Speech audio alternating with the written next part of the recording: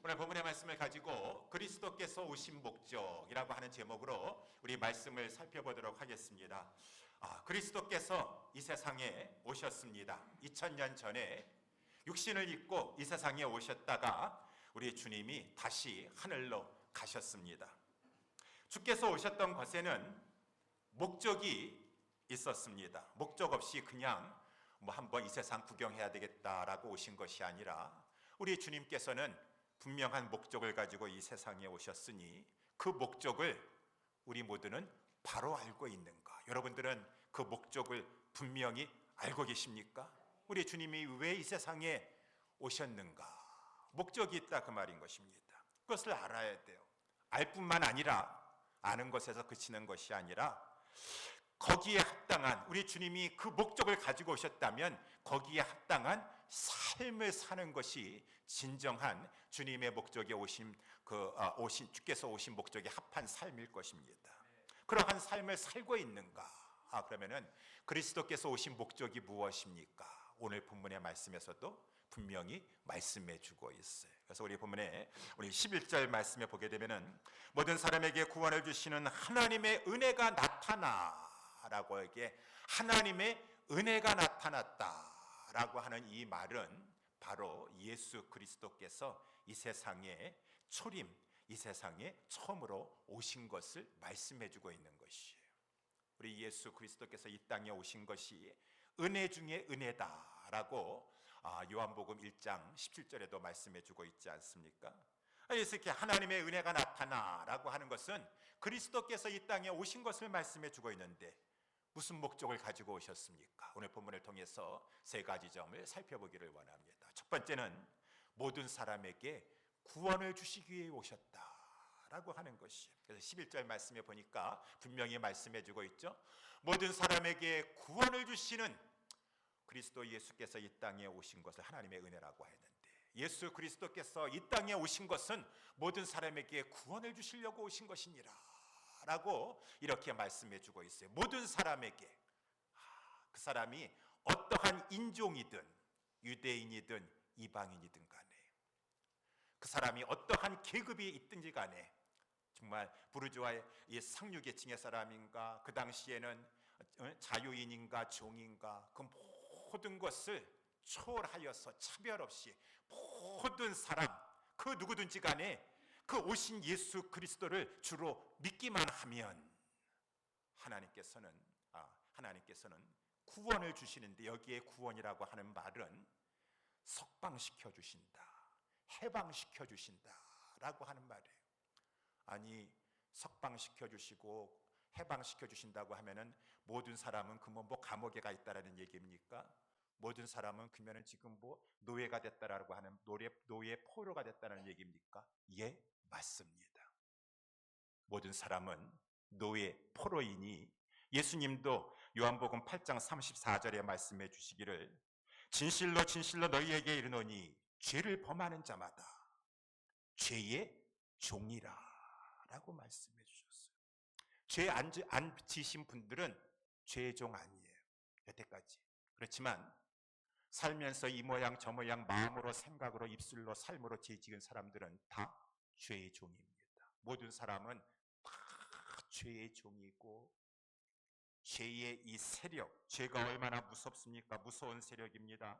우리를 노예로 잡아다가 막 부려먹다가 결국은 멸망으로 사로잡아 가지고 우리를 거기서 멸망으로 던져버리는 그러한 무서운 세력이다 그 말입니다. 그러니까 모든 사람은 다 이 죄에게 사로잡혀 가지고 일평생 죄에게 종노릇하다가 히브리서 말씀에 나와 있는 것처럼 영원한 그 죄의 싹신 사망에 들어가게 된다. 그래서 그리스도께서 그 인간들을 죄의 종에서 노예된 상태에서 완전히 포로된 상태에 있는 그 자들을 석방시켜 주시려고 여기 구원이라고 하는 말에 석방이라고 그랬습니다. 해방시켜 주시려고 이 세상에 오셨으니 하나님의 은혜가 아니더냐. 하나님의 은혜가 아니더냐. 그런데 여러분 우리가 분명히 아셔야 돼요. 아무리 그리스도라 할지라도 죄의 종을 석방시키는 데에는 값을 내셔야 돼요.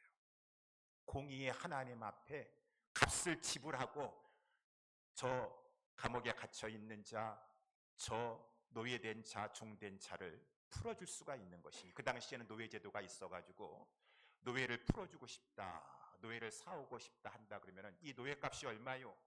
라고 해가지고 그 노예값을 지불해주고 그 노예를 풀어줄 수가 있었다라고 하는 것이 노예 제도의 일반적인 우리 관행 아니겠습니까? 그래서 이 예수 그리스도께서 우리가 이렇게 죄의 종으로 지금 묶여 있다 그 말입니다. 죄의 종로를 타고 있다 그 말입니다.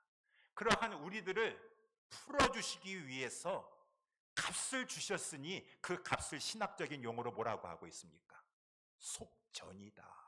영어로 말하면 랜섬이다 라고 이렇게 말해주고 있죠. 값을 지불하셨어요. 값이 얼마인데요?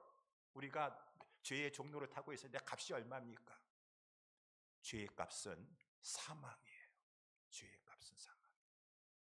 그러니 이 값을 지불해 준다고 한다 그러면은 그 지불에는 준 자가 대신 죽음으로 그 값을 치러줄 수가 있는 것이, 피를 흘려서 죽어야 돼요.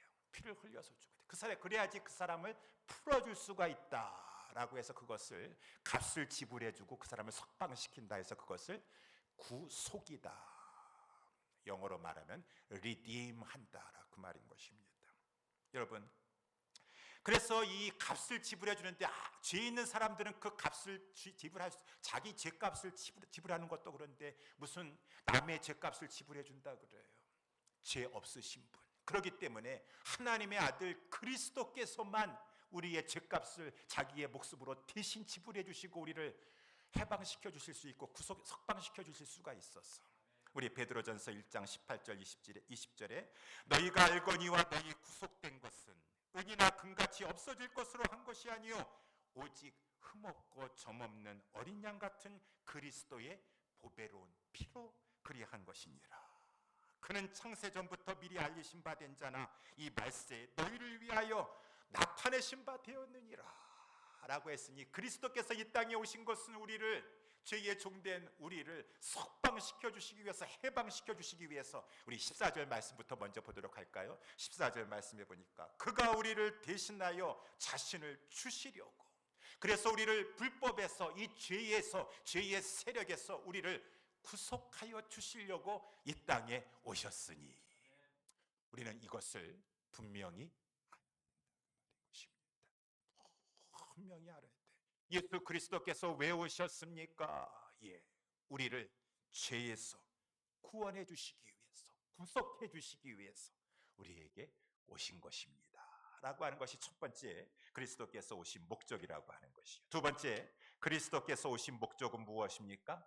우리로 선한 백성이 되게 하기 위해서 오셨다라고 하는 것이죠. 그래서 우리 14절에 보니까 그가 우리를 대신하여 자신을 주심은 모든 불법의 소리를 구속하시고, 여기에 그치는 것이 아니에요. 우리 그리스도께서 우리를 죄에서 해방시켜 주시는 정도에서만 끝나는 것이 아니에요. 만약에 우리 주님의 이 땅에 오신 목적이 우리를 죄에서 해방시켜 주시기 위해서만 오셨다고 한다 그러면은 해방시켜 주시고 그냥 우리 주님, 우리 모두 데리고 그냥 천국에 가시면 되실 것이에요. 근데 우리를, 제자들을 남겨두셨다고 말하는 것입니다. 왜 남겨두셨습니까? 남겨두신 것은 이제 우리 주님께서 제자들을, 우리들을 성령을 보내셔가지고 깨끗하게 만드시기 위하여서, 깨끗하게 만드시기 위해서. 그래가지고 선한 일에 열심하는 친백성이 되게 하기 위하여서 우리 주님이 이 땅에 오신 것이고, 이 땅에 오시지 않았다면 성령이 오시지 않으셨어요. 오셔서 성령을 보내셔서 우리를 이렇게 선한 백성이 되게 해주신다. 점점 선한 백성이 되게 해주신다라고 이렇게 말씀해주고 있습니다. 그래서 이렇게 성령님이, 예수님의 이 보내심을 받은 이 성령님이 구속함을 받은 백성들을 가지고 점점 깨끗한 성화된 성도가 되게 하여 주시는데 어떻게 어떻게 그렇게 하시는가? 어떻게 그렇게 해주시는가? 이제 그 양육의 방법이 나와 있어요.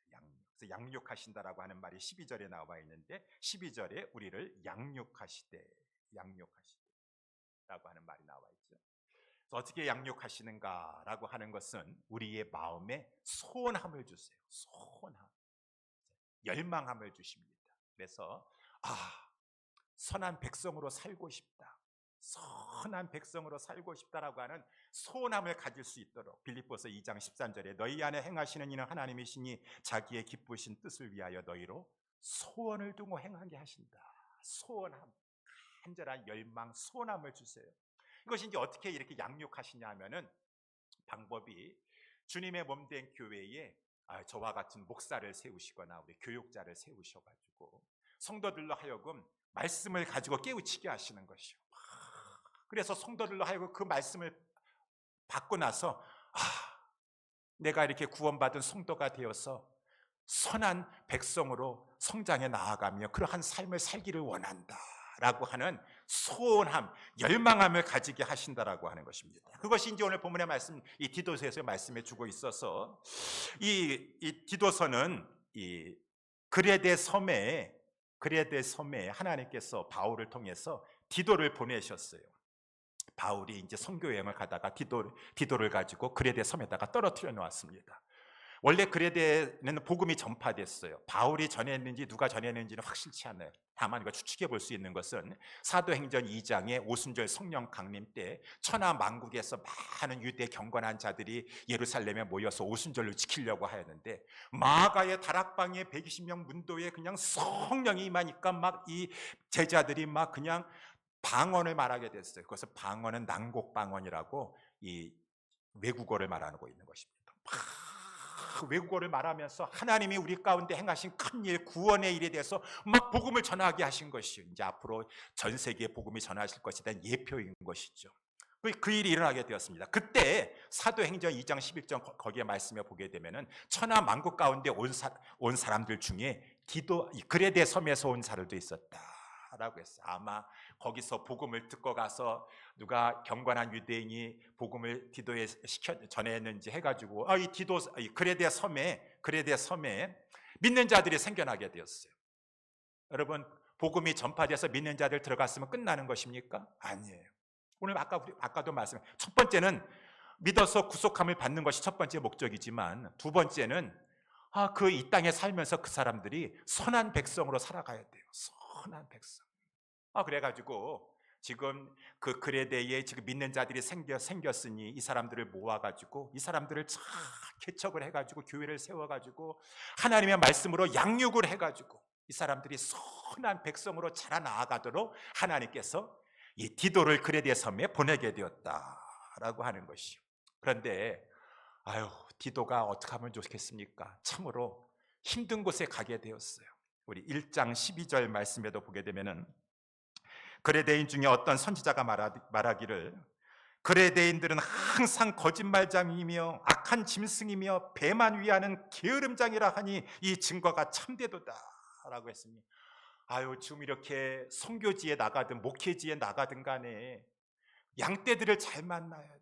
양떼들이 다 순종 잘하고 그냥 말씀도 잘 듣는 사람 만나면은 정말 편하고 열매도 맺고 하는데 어디 지금 이렇게 그레데 이 사람들은 보니까 항상 거짓말장이고 악한 짐승이며 자기 배만 그냥 먹는 데만 혈안이 돼가지고 이러한 이 게으름 장이들, 이 사람들 가가지고 이제 이 사람들이 예수 믿는다고 하니 이 사람들을 양육시키려고 하니까 얼마나 힘들겠습니까?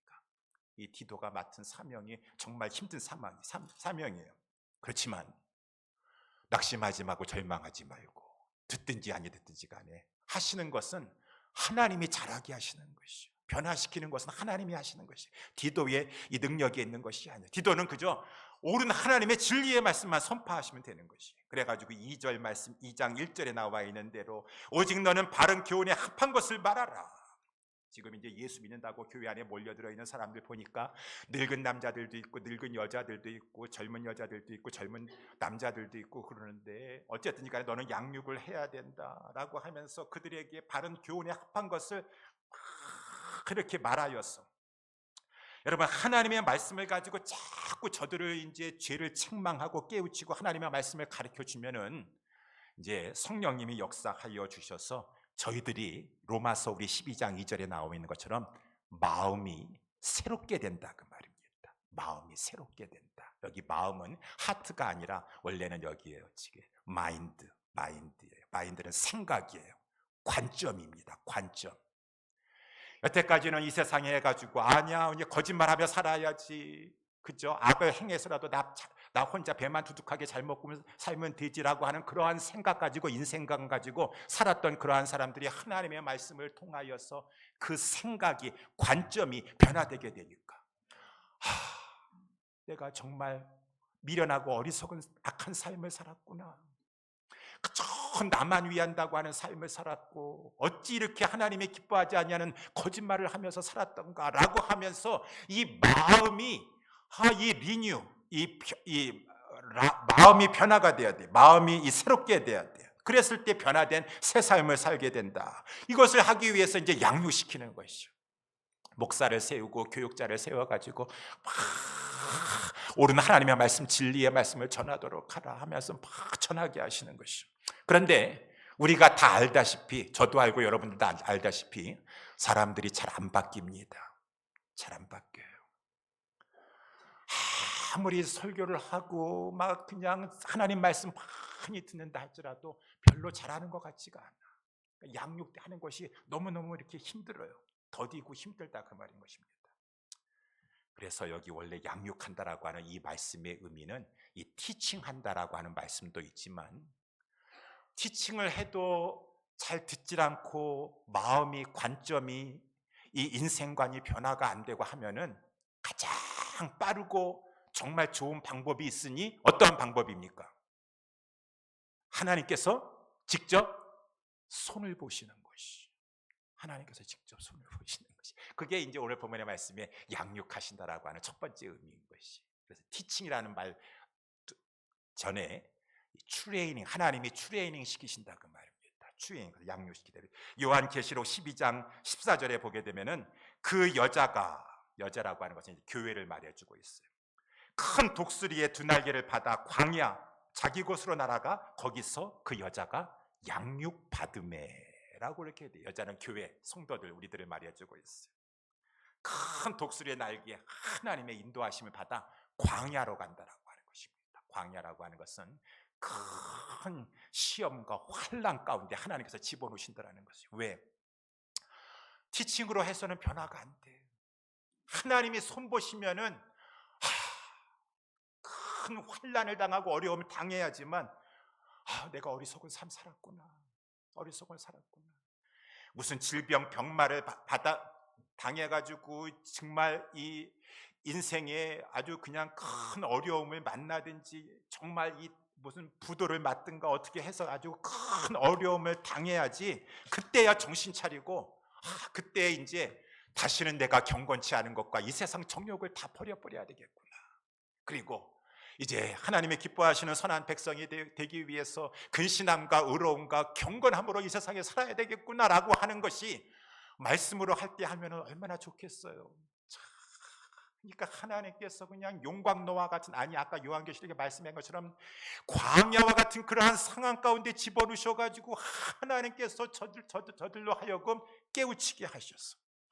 그 이 세상의 때 경건치 않은 것들, 이 세상 정욕을 다 버리고, 영어의 성경에 보니까 아닙니다 나는 이제 그러한 것은요 하나님이 기뻐하시지 않고 이 경건치 않은 것, 이 세상 정욕, 이것은 다 부패된 인간의 육체의 본성에서 나오는 이 욕망, 그러한 것들인 것입니다. 그죠? 우리 이 디모데전서에도 나와 있는 것처럼 막 그냥 어떠한 방법을 동원해서라도 부하려고 한다 그 말입니다.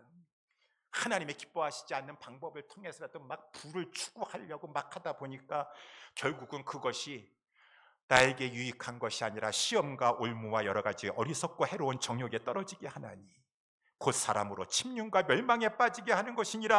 돈을 사랑함이 일만하게 뿌리가 되나니 이것을 사모하는 자들이 미혹을 받아서 믿음에서 떠나 많은 근심으로써 자기를 찌르게 되었느니라. 나중에 찔림 받고 나서야 그때 내가 너무 욕심을 부렸네, 내가 그 하나님 기뻐하지 않은 줄 알면서도 나중에 그 양육 받고 나서 훈련 세게 광야에서 한번 받고 나가지고 그때 가서 나 이제는 노 나 이제 경건치 않은 것들, 저런 것들, 이 세상 정욕이라는 것들 나 쳐다보지도 않을 거야. 그때 노하면서 살아가게 되고, 이제는 하나님 앞에서 근신함과 의로움과 경건함으로 이 세상에 사는 선한 백성으로 자라나가게 된다라고 하는 것이죠. 이게 근신함이라고 하는 것은 무엇입니까? 셀프 컨트롤이라고 되어 있죠. 셀프 컨트롤. 특별히 영적으로 깨어서 자기 사상이라 생각이라든가 감정을 조절할 수 있는 것을 말해주고 있어요.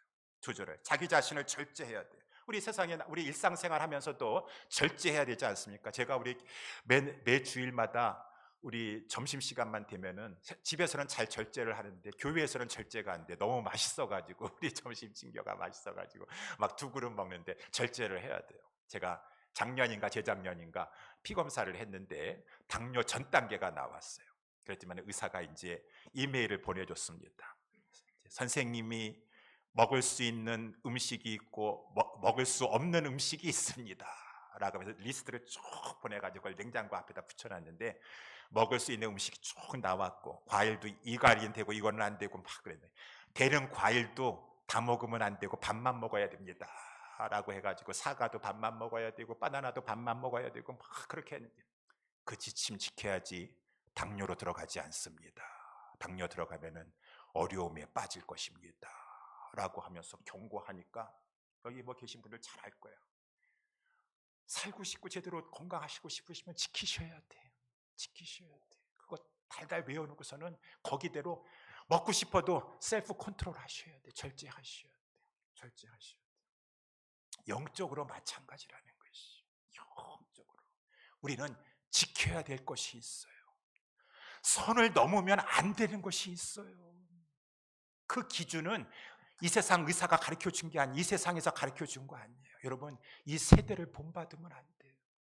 이 세대를 본받다, 로마서 12장 2절에서 나와 있는데, conform이라고 하는 말이 있습니다. conform. 여기 form이라고 하는 것은 이 스탠다드, 어떠한 질서, 규율, 이 그런 것을 말해요. 체제, 시스템, 그런 것을 말하죠. com이라는 것은 co라든가 com이라고 하는 것은 다 함께 한다라는 것이죠. 거기에 따라간다라고 하는 것이죠. 이 세대 풍조예요. 여러분, 성적인 욕망도 마찬가지입니다. 아유, 괜찮습니다. 요즘 세상에요, 다 결혼하기 전에 살다가 결혼해요. 혼전 동거합니다. 혼전 성관계 다.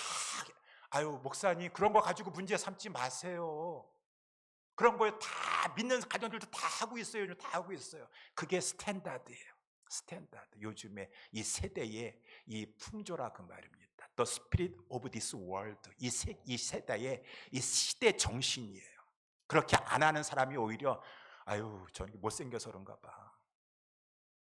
다 그렇게 하면서 이 세상 미국이나 한국이나 그렇게 하고 있어요.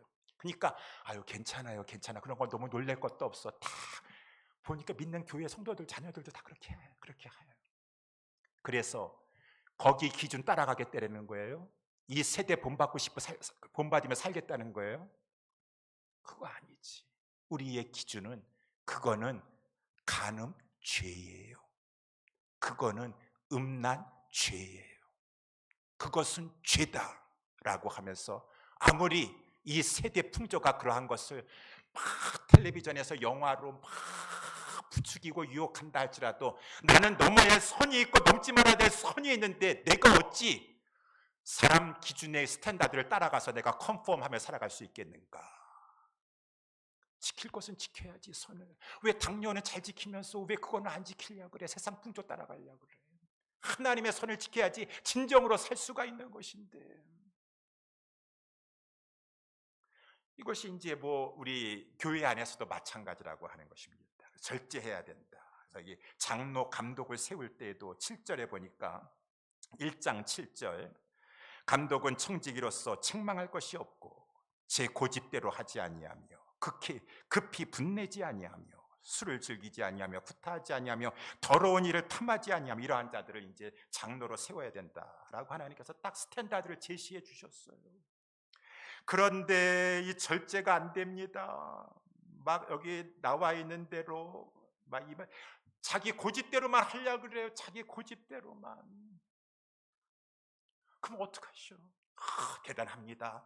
고집 대단합니다. 내가 내 생각대로 해야 돼. 내 생각대로. 적거들은 신앙도 없고 믿음도 없고 내 생각대로 해야 돼. 그 고집 누가 꺾습니까? 못 꺾습니다. 좀 자기 자신 좀 절제 좀 하시오. 절제 좀 하시오. 겸손과 온유로 하나님 안에서 겸손한 것이 복을 받는 비결인데 절제가 안 돼. 자기 막 한 번 막 이게 발동이 걸리면 절제가 안 돼.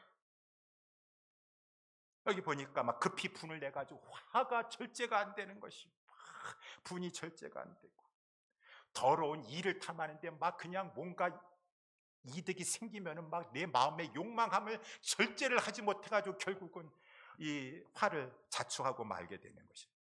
그러니까 교회 안에서도 리더들도 그렇고 다 우리 모두는 셀프 컨트롤 절제할 수 있고 근신함이다라고 하는 거지. 근신함. 두 번째는 이제 의로움이라고 하는 것입니다. 의로움이라고 하는 것은 특별히 사람들과의 관계의 의로움이에요. 사람들과의 관계. 그래서 여러분 우리 이렇게 보면은 우리 지금 현재 뭐 옛날서부터 그래왔지만 지금 말세가 더욱더 가까이 오면 올수록 사람들이 어떠합니까? 사람들이 어떠하면은요 아주 이기주의적이고 개인주의적입니다. 아주 이기적이에요. 개인적에서 디모데후서 3장 1절에도 보게 되면은 말세의 고통은 지금 이미 말세지만 더 말세의 진말을 향해서 갈수록 사람들이 얼마나 자기만 생각합니다. 자기만 생각해요. 자기를 사랑하며 첫 번째가 자기를 사랑하고 돈을 사랑하고 감사치 아니하고 배반하기를 잘하고 막 쾌락 사랑하기를 하나님 사랑하는 것보다 더하는 이 시대의 풍조가 다 글로 가고 있어요. 옛날서부터 그랬지만 더더욱 해가지고 이 시대의 풍조, 이 세대의 풍조가 막 그렇게 가고 있다는 것입니다.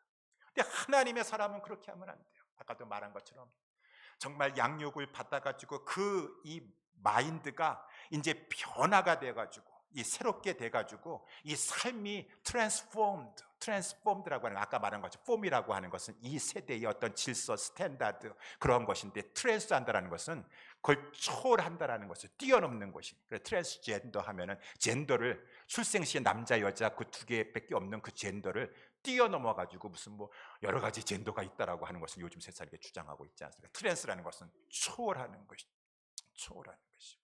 이 시대의 풍조가 다 세상 사람들이 지금 아주 이기적입니다. 자기 중심적입니다. 자기밖에 모릅니다. 자기 유익만을 추구하려고 합니다. 배반하기를 잘합니다. 감사치 않습니다.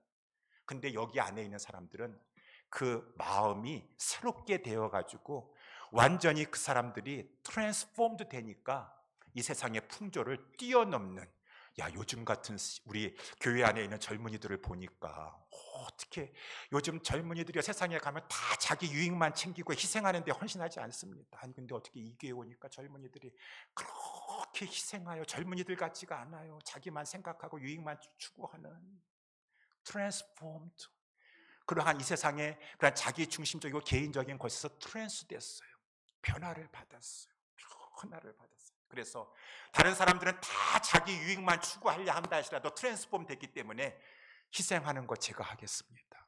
헌신하는 거 제가 하겠습니다.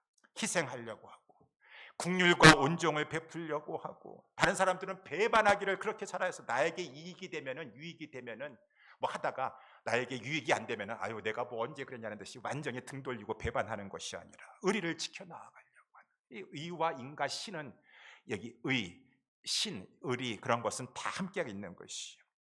세 번째 경건함이라는 것은 뭐 이건 간단합니다. 하나님 앞에서 코람되어 있죠. 하나님 앞에서 하나님을 두려워할 줄 아는 것이요. 그것이 이제 원래 fear가시 경건함이라고 하는 것이. 하나님을 앞에서 두려워할 줄 안다. 무서워할 줄 안다. 하나님 다 보고 계시는데, 하나님 지금 다 알고 계시는데 어디 교회당 안에서 막 서로 싸우고 논쟁하고 있습니까? 하나님은 지금 온유와 겸손하라고 말씀하고 있는데 하나님 안다고 하는데 하나님 두려운지 몰라. 하나님 다 보고 계신다라고 하는 사실을 알지 못하고 하나님을 경외함이 부족하니. 그래가지고 이러한 아까도 말씀한 것처럼 근신함과 의로움과 또 이 경건함, 이러한 이 선한 백성이 돼 가야 된다. 양육받아서 자라나가야 돼. 점점 그러한 성도들. 저는 이렇게 말씀을 생각해 보니까 성경에서 그러한 대표적인 인물이 누가 있나 보니까 요셉이 그랬다네. 요셉. 창세기 39장에 보니까 여러분 요셉이 애굽의 노예로 팔려갔다가 보디발의 집에 가게 노예로 이제 팔려가게 되었어요. 그런데 하나님께서 은혜를 베풀어 주셔가지고 보디발이 이 요셉을 가지고 참 이렇게 요셉에게 은혜를 베풀어 주었어요. 그래가지고 요셉을 가지고 가정 총무가 되어가지고 모든 그 소유를 다 그 손에 위임하면서 재반 사무를 다 요셉이 보게 하였어요. 그리고 요셉은 젊은 나이에 아주 용모가 준수하다 그랬습니다. 아주 핸섬, 잘 생기고 단정하고 그랬어요. 그랬지만은 이 보디발의 아내 미세스 보디발이 이 요셉을 가지고 막 이제 흠모하게 되었던 것 같아요. 이 보디발이 왕의 12대장이 돼가지고 왕이 막 지금 이 전국을 돌아다니면서 막 이제 할 때 함께하는 그러한 자니까 집을 많이 비게 되었을 때 이 미세스 보디발이 요셉을 가지고 막 눈짓을 하다가 동치마자 막 그랬다고 하는 것입니다. 그때 이제 요셉이 보여준 태도, 창세기 39장에 나와 있는 것처럼 요셉은 근신할 줄 알았다, 절제할 줄 알았다 라고 셀프 컨트롤, 청년의 정욕이라고 했습니다. 그리고 저도 이집트의 박물관을 가본 적이 있는데요.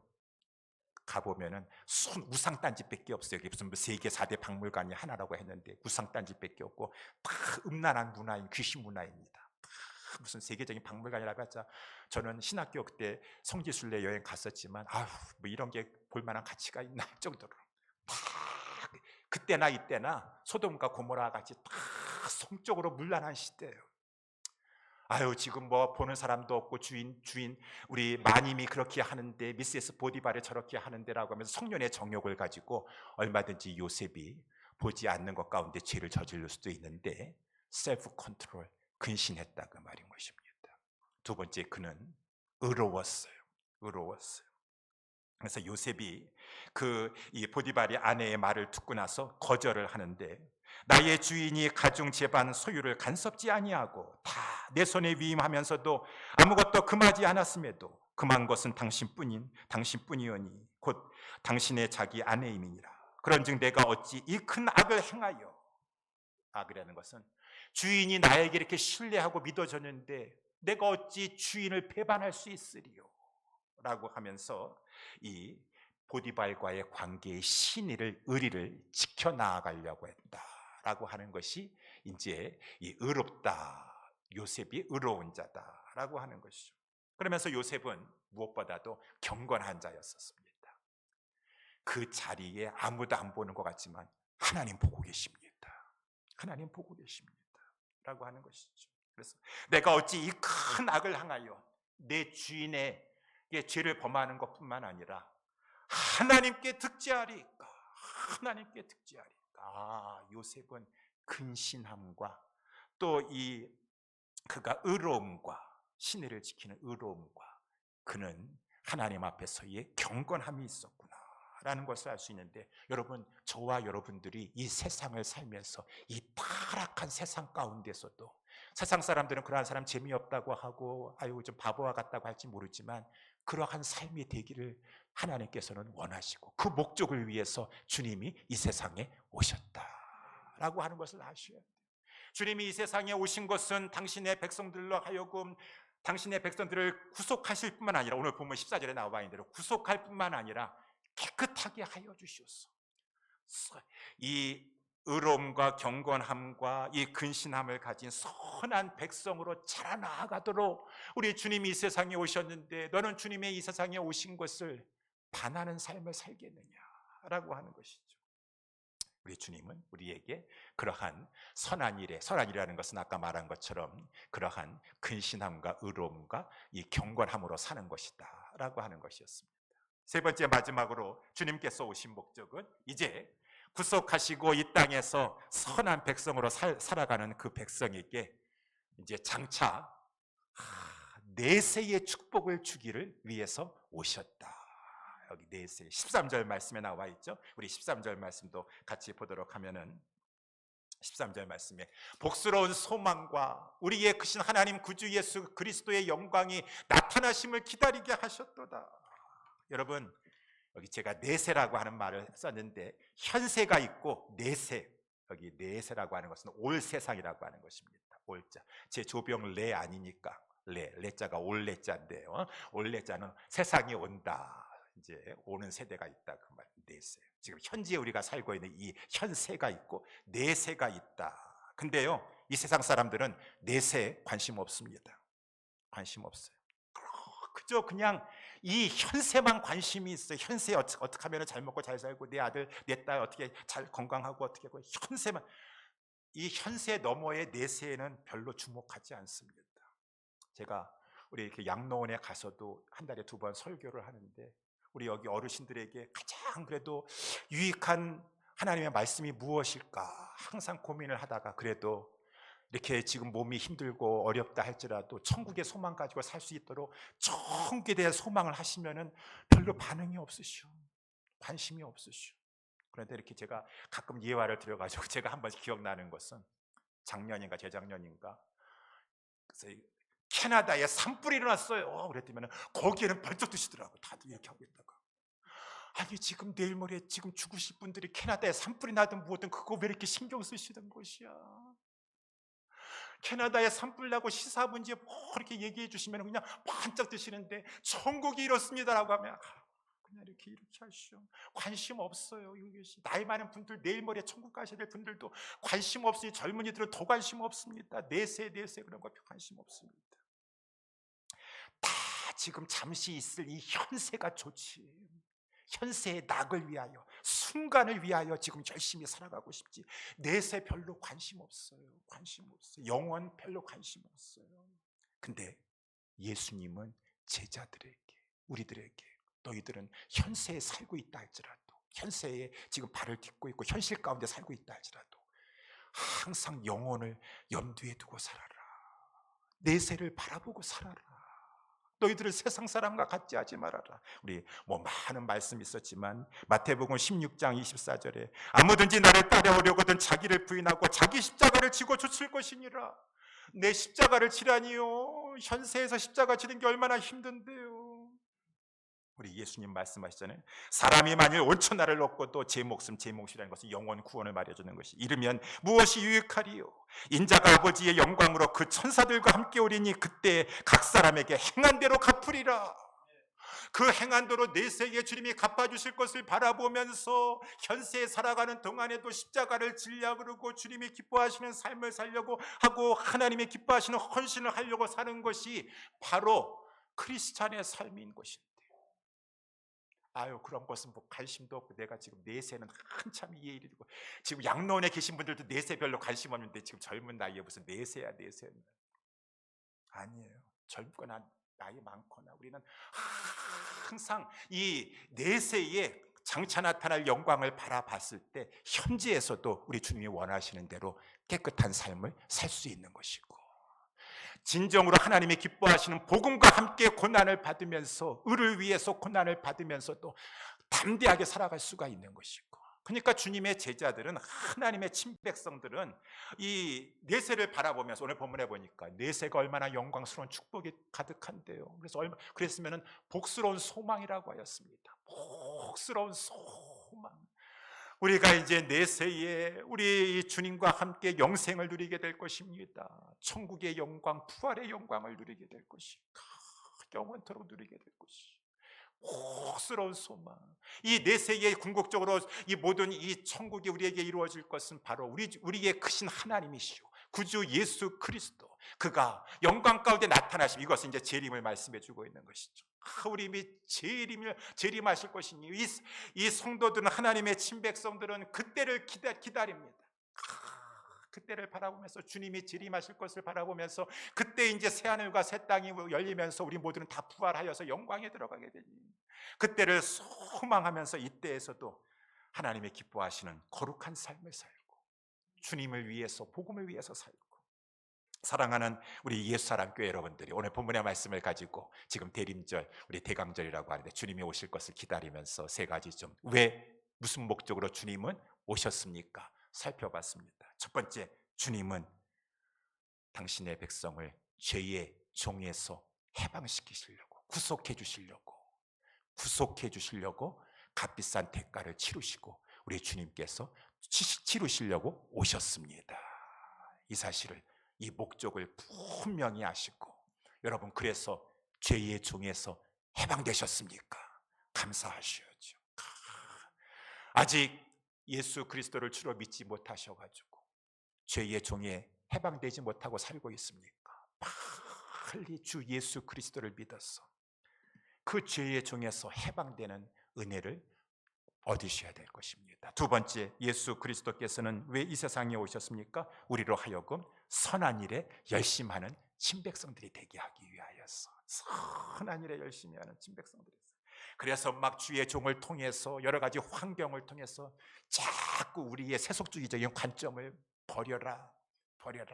이 관점을 새롭게 리뉴얼 해가지고, 새롭게 이 관점이 변화를 받아가지고 변화된 삶을 살도록 하라. 이 세상 풍조와는 초월하는 그러한 삶을 살도록 하라라고 하면서 우리를 양육하고 계세요. 성령을 통하여, 말씀을 통하여, 환경을 통하여 양육하고 계시니 이 일에 가만히 있지 말고 열심을 내라.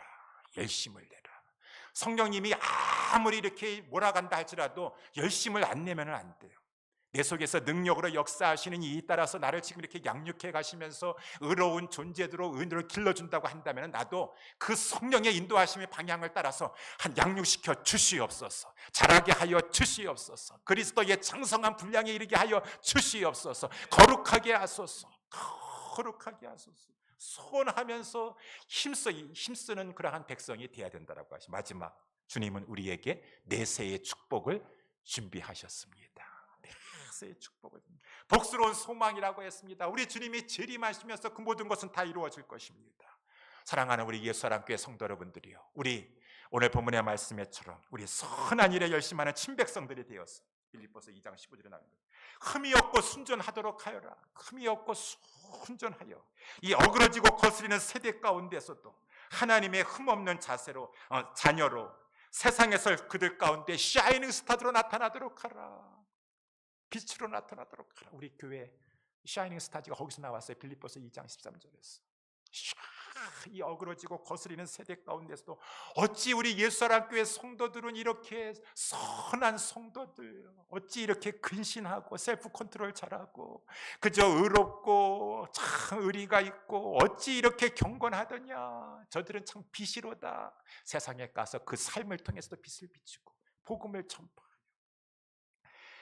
그래서 생명의 말씀을 밝혀라 라고 말씀해주고 있습니다. 우리 주님은 이 세상을 사랑하셔서 오셨어요. 하나님은 이 세상을 불쌍히 여기셔서 그 아들을 보내주셨습니다.